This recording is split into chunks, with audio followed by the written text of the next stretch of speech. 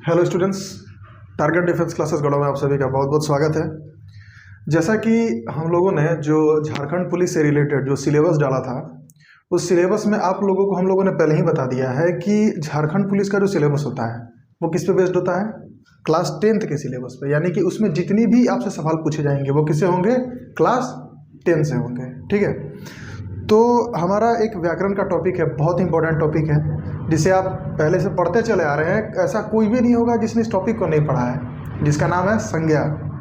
कुछ याद आ रहा है? संज्ञा, देखिए संज्ञा हम लोग शुरू से पढ़ते आ रहे हैं, लेकिन है क्या कि समय जैसे जैसे हम आगे आते जाते हैं तो उसकी ज़रूरतें जहाँ पर नहीं होती हैं, आगे की हम लोग पढ़ाई करने लगते हैं और उसके बाद जो है इस चीज़ को रिकॉल हम लोग नहीं करते हैं, जिसकी वजह से कॉम्पिटिटिव एग्जाम में परेशानी होती है। और झारखंड पुलिस में ये जो संज्ञा है उसी से आपसे सवाल पूछे जाएंगे।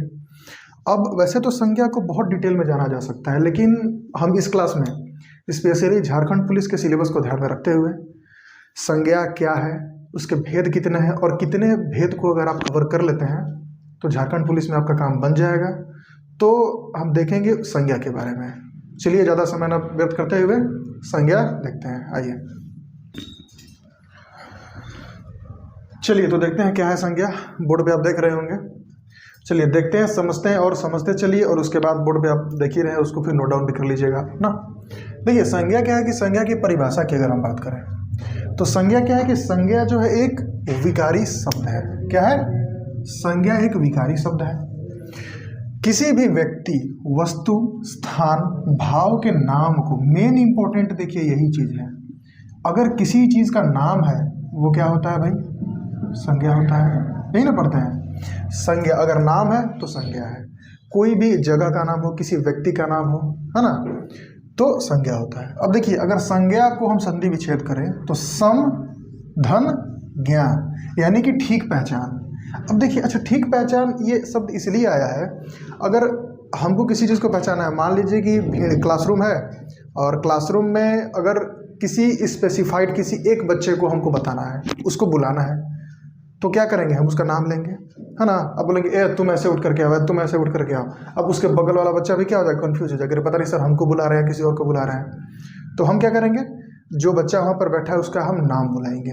इससे क्या होगा कि नाम बुलाने से वो खुद ब खुद पहचान जाएगा कि सर हमको बुला रहे हैं, ये मेरा नाम है। ठीक है, और बाकी क्लासरूम में जो भी बच्चे बैठे हैं वो भी जान जाएंगे कि हाँ उसको बुलाया सर ने। तो इससे क्या होता है कि नाम ही एक ऐसा माध्यम है जिससे आप क्या करते हैं, किसी चीज़ की ठीक पहचान कर पाते हैं। ठीक है, तो यही चीज़ है। अब उसके बाद है बात करें उसके भेद की, तो संज्ञा के मूल रूप से दो भेद होते हैं। दो, अब सुन कर दो भेद कहाँ से हो गया भाई? 4-5 को भेद होता है, पढ़े हैं, दो भेद कहाँ से हो गया है? अभी आ रहे हैं, है ना। दो भेद होते हैं। अब दो भेद कौन कौन से हैं भाई? तो पहला है देखिए अत्यथार्थवाचक, अगर दृष्टि से देखा जाए तो उसके 1, 2, 3 और 4 भेद होते हैं। अब दो भेद को मूल रूप से क्या, आप यहाँ देखिए यहाँ पर लिखा है कि मूल रूप से, ठीक है, मेन तरीके से क्या है कि इसके दो भेद होते हैं, पहला यथार्थवाचक रूप से और दूसरा भाववाचक रूप से। अब यथार्थवाचक यानी कि अब इसमें जो भी चीज़ें आएंगी हम उनको क्या कर सकते हैं, देख सकते हैं, समझे। तो इसमें पहला है जातिवाचक, व्यक्तिवाचक, समूहवाचक, पदार्थवाचक। इतनी सारी जो चीज़ें हैं वो किसके अंडर में आएंगी? यथार्थवाचक को।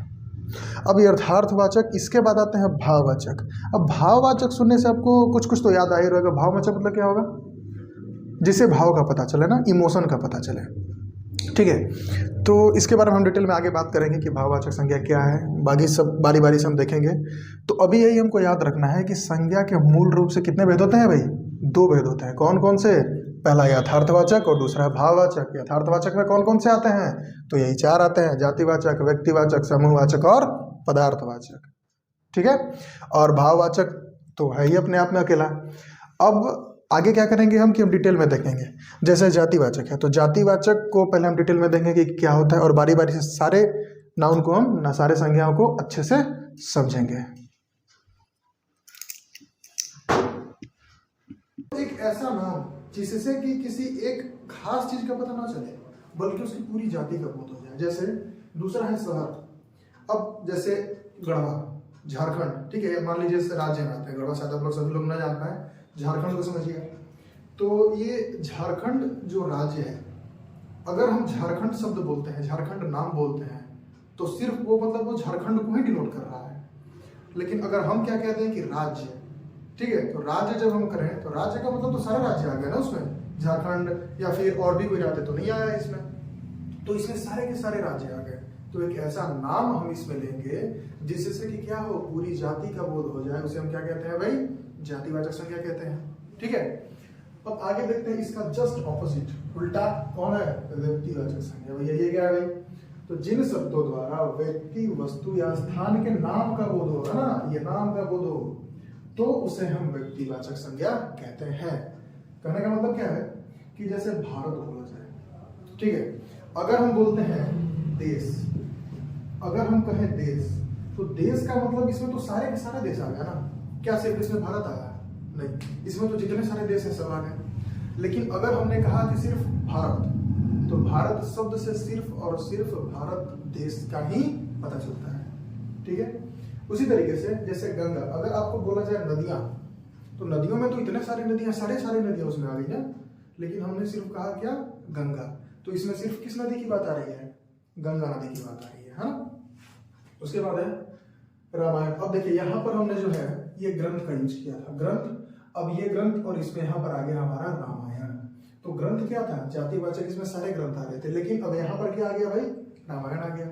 तो रामायण से, अच्छा ये बताइए कि सिर्फ रामायण का ही पता चल रहा है, तो क्या रामायण बोलने से ऐसा तो नहीं है ना कि पूरे जितने भी ग्रंथ है सारे ग्रंथों का इसमें नाम आ गया, ऐसा तो नहीं है। तो यही चीज है हमारा व्यक्तिवाचक संज्ञा। जातिवाचक का जस्ट ऑपोजिट, जातिवाचक क्या करता है भाई, पूरी जाति का बोध करा दिया, और व्यक्तिवाचक क्या करता है, किसी एक खास व्यक्ति का या वस्तु का, स्थान का नाम का बोध कराता है। ठीक है, इसको हटा दीजिए। चलिए अब देखिए, अब भाववाचक संज्ञा, जिन शब्दों द्वारा भाव का बोध हो। भाव क्या है भाई, भाव यानी कि हमारे अंदर का इमोशन, ठीक है, हमारे अंदर कैसा भाव है। अच्छा ये बताइए कि, अच्छा देखिए मान लीजिए अभी क्या कर रहा है अपना, मान लो कोई अभी तक सिनेमा हॉल में नहीं गया, कोई मूवी देखने अभी तक जो है नहीं गया है, अभी तक पहली बार वो हॉल में चला गया। अब क्या देखता है कि अरे बाप रे बाप, इतना बड़ा सा पर्दा लगा हुआ है, हम लोग तो टीवी में छोटा है, मोबाइल में ऐसे देखते हैं, चलो मूवी वगैरह देख लेते हैं। अब वो क्या करता है कि पहली बार जो है चला गया हॉल में मूवी देखने। अब वहां पे कितना बड़ा पर्दा होता है ना, प्रोजेक्टर से दिखाया जाता है। अब वो देखो अरे बाप रे बाप, इतना बड़ा पर्दा। अब ये अरे बाप, अच्छा ये जो शब्द है क्या इसका कोई मतलब है, नहीं निकला।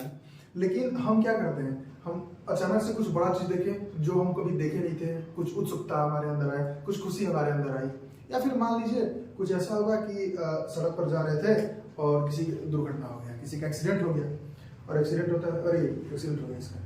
अब हमारे अंदर अचानक से उसके लिए क्या, उसके लिए जो है दया वाली भावना निकल आई। ठीक है, तो अब दयालुता हो गया। अब इन सब, ये सब जो चीजें होती हैं वो क्या होते हैं, अदृश्य होते हैं। अदृश्य कहने का मतलब क्या है, जैसे कि जो आपका भारत देश है, या फिर मान लीजिए बेंच टेबल, ये सब जितनी भी सारी चीजें, क्या हम उसको तो देख सकते हैं ना, लेकिन भाववाचक संज्ञा हमारे अंदर के फीलिंग्स होते हैं। हाँ वो अलग बात है कि अगर आप हंसते हैं, खुश होते हैं, तो आपका हाव भाव ऐसा बदल जाता है, तो हम उसको देख करके अंदाजा लगा सकते हैं कि अरे बाबा तो खुशी है। अब जैसे किसी अंदर के अंदर जो है ना, इंसान के अंदर इंसानियत है, कहता नहीं कह रही उसके अंदर तो इंसानियत है। इंसानियत मतलब अच्छी चीज को ही नहीं इंसानियत से कंपेयर किया जाता है, खराब चीज को तो नहीं कंपेयर करते हैं ना। मान लीजिए किसी के अंदर मदद करने की भावना है, तो अगर वो मदद कर रहा है तो हम उसको कहते हैं कि अरे उसके अंदर तो इंसानियत की भावना है। ठीक है, तो यही होता है भाववाचक संज्ञा। अब जैसे इसमें आता है मानवता, शोक इत्यादि, बहुत सारी भाव हमारे अंदर है ना, बहुत सारी भावनाएं हमारे अंदर होती हैं। अभी क्या होगा कि ये अदृश्य होते हैं, जिन्हें हम देख नहीं सकते, जिन्हें सिर्फ क्या किया जा सकता है, महसूस किया जा सकता है। ठीक है, अगला पॉइंट है भाववाचक संज्ञा की गणना नहीं की जा सकती। अच्छा, भाववाचक संज्ञा को आप गिन सकते हैं क्या, हंसी, खुशी, दुख, ये सब आप क्या जो है गिन सकते हैं, इसको नहीं गिन सकते है ना। इसीलिए कहा गया है कि जिसकी गणना नहीं की जा सकती, यानी गणना का मतलब होता है गिनती, गिन नहीं सकते उसको। आगे भाववाचक संज्ञा का निर्माण जातिवाचक सर्वनाम, विशेषण, अव्यय क्रिया से होता है। इन सबको मिलाकर के भाववाचक संज्ञा का निर्माण होता है। ठीक है, चलिए आगे देखते हैं।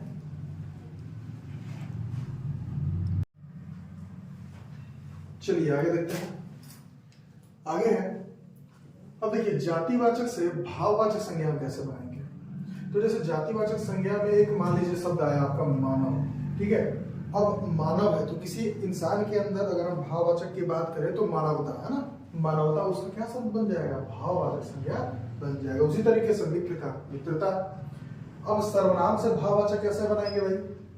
तो अपना का अपनापन, स्व से स्वत्व हो जाएगा। तो विशेषण, विशेषण क्या होता है भाई? किसी चीज की विशेषता बताता है, ठीक है। अब जैसे कोई चीज है, कोई पदार्थ है, तो कैसा है? कठोर है। तो ये जो कठोर शब्द आया, अब कठोर से क्या बना रहा है आपको? भाववाचक संज्ञा बनाना है ना, तो कठोर से क्या हो जाएगा? कठोरता, ठीक है, ये चीज हो गया। उसके बाद विशेषण से बनाना होगा तो सॉरी, हाँ ठीक है, विशेषण। उसके बाद आते हैं अव्यय, अव्यय से बनाना हो तो निकट, तो निकट का क्या बन जाएगा भाई? निकटता, है ना, दूर का, दूरी। उसी तरीके से और भी बहुत सारे उदाहरण है, इसीलिए जब भी आप एग्जाम्पल लिखें तो लास्ट में इत्यादि लगाना है, क्योंकि उदाहरण बहुत सारे हो सकते हैं। ऐसा थोड़ी कि हमने जितना लिख दिया उसके आगे फिर कुछ उदाहरण ही नहीं होगा, उदाहरण तो बहुत सारे हो सकते हैं ना, वही बात है। अब है क्रिया, तो क्रिया से जैसे भाई लिखना, क्रिया है ना, तो लिखना का भाववाचक क्या बनेगा? लिखाए, पढ़ना का पढ़ाए, है ना, इसी तरीके से इत्यादि बहुत सारे और भी उदाहरण हो पाएंगे। उसके बाद देखिए समूहवाचक संज्ञा। समूहवाचक संज्ञा क्या है? जिन शब्दों से एक ही जाति के, इसको ध्यान में रखिएगा, एक ही जाति के वस्तुओं के किसका बोध हो भाई? समूह का बोध हो। अब एक ही जाति के समूह यहाँ पर क्यों कहा गया? देखिए समूहवाचक शब्द से आपको समझ में आ रहा होगा कि समूह का मतलब क्या है? ग्रुप। तो अगर किसी भी ग्रुप का नाम है तो उसे समूहवाचक संज्ञा में रखा जाता है, ठीक है। अब जैसे मान लीजिए, जैसे देखिए ये चाबी है, ये चाबी है, ये एक सिंगल चाबी है ना, तो इसको हम क्या बोलेंगे? चाबी। अगर इसी तरीके से जैसे ये देखिए, यहाँ पे एक चाबी नहीं है, ठीक है, एक चाबी नहीं है, बल्कि इसमें हम लोग दो चाबी इसमें रखें, और भी 3-4 चाबी और भी अगर इसमें हम डाल दें तो ये क्या हो जाएगा? एक है तो हम इसको सिर्फ चाबी कह रहे हैं, लेकिन यही अगर इसका गुच्छा बन जाए तो गुच्छा शब्द आ गया ना, यही गुच्छा शब्द आपको समझाना चाह रहा कि अगर कोई एक चीज है तो उसको तो हम सिंगल, उसका नाम अपना होता ही है, लेकिन अगर उस चीज को ग्रुप में रखा जाए तो क्या बन जाता है? समूहवाचक संज्ञा बन जाता है। तो कोई भी ऐसा नाम जिससे आपको क्या लगे कि कोई ग्रुप का नाम हो गया, जैसे मान लीजिए कोई प्लेयर, कोई खिलाड़ी है, किसी भी खेल का कोई खिलाड़ी हो, जैसे एग्जाम्पल में ले लेता है ना, क्रिकेट बड़ा पॉपुलर है, तो क्रिकेट के जो एक प्लेयर है, अब उनका क्या हो गया कि पूरा उनका ग्रुप आ गया। तो अगर एक कोई प्लेयर है तो हम उसे हिंदी में क्या कहते हैं? खिलाड़ी कहते हैं। अगर उनका क्या आ गया? पूरा ग्रुप आ गया, उस ग्रुप को हम क्या नाम देते हैं भाई? टीम नाम देते हैं ना। यही टीम शब्द क्या हो गया? समूहवाचक संज्ञा हो गया। एक और उदाहरण लेते हैं, जैसे मान लीजिए सिपाही, ठीक है, एक सिपाही, जिसे इंग्लिश में सोल्जर कहेंगे, हिंदी में सिपाही कहेंगे। अब उनका क्या पूरा एक ग्रुप आ जाए, ठीक है, पूरा ग्रुप, तो हम क्या बोलते हैं? या तो उसको, उस समूह को बटालियन होता है, या तो हम उसको क्या बोल सकते हैं? फौज, आर्मी होता है ना, यही चीज है। तो क्या है कि अगर किसी एक चीज को अगर अलग न रख करके उसका समूह का नाम बताया जाए, ठीक है, तो उसी को, जैसे कि मान लीजिए परिवार, परिवार में कौन होते हैं? एक ही तरह के लोग होते हैं ना वहां पे। अब गुच्छा, गुच्छा क्या होगा? अब ऐसा नहीं है ना कि जैसे मान लीजिए हम चाबियों का गुच्छा में अंगूर डाल देंगे 2-4 को, तो चाबी और अंगूर मिला करके वो गुच्छा नहीं होगा भाई, अंगूर का अलग गुच्छा होगा और चाबी का अलग गुच्छा होगा। उसी तरीके से दर्जन, अब दर्जन होंगे तो दर्जन का मतलब आपको पता है कि 12 यूनिट्स होते हैं, उसमें 12 चीज होनी चाहिए दर्जन में। तो वैसा तो नहीं है कि कोई भी हम 12 अलग अलग चीज मिला करके और यहाँ पर हम ला करके रख दे, उसको दर्जन में गिनेंगे, नहीं, वो अलग अलग हो गया। एक ही चीज, एक ही तरीके की वस्तुओं का समूह जो है वही कहलाएगा सिर्फ और सिर्फ समूहवाचक संज्ञा। चलिए आगे देखते हैं। आगे है द्रव्यवाचक संज्ञा। ऐसे शब्द जिनसे किसी पदार्थ या द्रव्य का बोध हो, जिन्हें हम नाप तौल सकें किंतु गिन न सकें। ध्यान रखिएगा, जिन्हें हम नाप तौल तो सकते हैं लेकिन गिन नहीं सकते हैं, ठीक है, तो उसी को हम लोग द्रव्यवाचक संज्ञा कहते हैं। जैसे साइंस में अगर हिंदी में देखें आप तो ठोस, द्रव्य और गैस, यही 3 अवस्था पढ़ते हैं हम किसका? पदार्थ का। यहाँ पर चूंकि बात की गई है द्रव्य की, तो अच्छा ये बताइए कि लिक्विड, अगर कोई भी लिक्विड हो, जैसे तेल ले लीजिए, इसके बाद आप घी ले लीजिए, लिक्विड वाला ना, घी अगर आप ले रहे हैं तो आप उसको गिन पाएंगे क्या? नहीं गिन सकते। हम गिनेंगे कब? अब जैसे मान लीजिए दूध अलग अगर रखा हुआ है, ठीक है,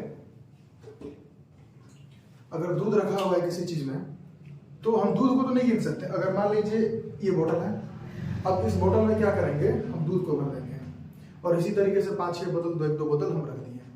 अब क्या करेंगे? हम इस बोतल को गिन सकते हैं कि ये दूध जब इसमें डाला गया तो हम कह सकते हैं कि हाँ ये 1 बोतल है, 2 बोतल दूध है, 3 बोतल दूध है। लेकिन क्या हम दूध को गिन सकते हैं? नहीं गिन सकते हैं। सिर्फ हम दूध को क्या कर सकते हैं? नाप सकते हैं, ठीक है, तौल सकते हैं, ठीक है। तो ये चीजें होती हैं कि जिन चीजों को हम जो है ना तो तोल तो सकते हैं, लेकिन उसे क्या नहीं कर सकते, गिन नहीं सकते हैं। ठीक है, उसे हम क्या रखते हैं भाई, द्रव्यवाचक संज्ञा। देख लीजिए जिस तरीके से कुछ धातुओं के नाम है जैसे सोना, चांदी, पीतल इत्यादि, और कुछ पदार्थ के नाम जैसे दूध, दही, घी, तेल इत्यादि। ठीक है, ये सारी की सारी जो एग्जाम्पल्स हैं वो किसमें आएंगे भाई, द्रव्यवाचक संज्ञा में आएगा। तो यही था संज्ञा। ठीक है, अब इसी पर बेस आपसे क्या कर दिए जाएंगे, क्वेश्चन अराइज कर दिए जाएंगे। बस इतना ही ध्यान में आपको रखना है जनरली, क्योंकि 10th क्लास का ही सिलेबस जो है आपको झारखंड पुलिस में दिया जा रहा है और उस हिसाब से पूछा जाएगा। बहुत ज्यादा डीपली जाने की भी जरूरत नहीं है और बहुत ज्यादा हल्के में भी नहीं लेना है ना, क्योंकि आपसे वही सवाल पूछ दिया जा रहा है जो आप पहले पढ़ चुके हैं और बाकी अपना जो है आगे पढ़ने की वजह से क्या कर रहे हैं, बाकी चीजें भूल गए हैं। तो यही चीज है। तो इतना संज्ञा आप लोगों ने पढ़ा और इसमें आपका काम बन जाएगा। ठीक है, अब इसी पर कई सारे क्वेश्चन आएंगे जो मैं नेक्स्ट क्लास में और कराऊंगा। संज्ञा से लेकर के संज्ञा से जुड़े हुए जितने भी प्रश्न हैं वो सारे प्रश्न मैं कराऊंगा। उसके बाद फिर सर्वनाम हम लोग देखेंगे। तो झारखंड पुलिस से जुड़े हुए जितने भी व्याकरण के टॉपिक्स हैं और उसके बाद हिंदी के जो चैप्टर्स हैं, पहले ही मैं वीडियो में आप लोगों को बता दिया गया था कि क्षितिज और कृतिका भाग 2 से आने वाला है ना, जो 10th क्लास का बुक है दोनों। तो उसमें जो स्टोरीज हैं, जो पोयम है यानी काव्य और गद्य, उन सब के बारे में बारी बारी से डिटेल से हम लोग पढ़ेंगे, समझेंगे, है ना। तो आप लोग क्लास में के साथ हमेशा बने रहिएगा, मिस नहीं करना है, क्योंकि अगर कुछ भी छूट गया, पता चला जो छूटा उसी में से एग्जाम में नहीं आ गया, अफसोस हो गया, काश पढ़ लिए होते यार। तो अफसोस बाद में करने से बढ़िया है कि अभी समय आराम से पढ़ लिया जाए, है ना। चलिए बाकी हम लोग आगे नेक्स्ट वीडियो में बात करते हैं।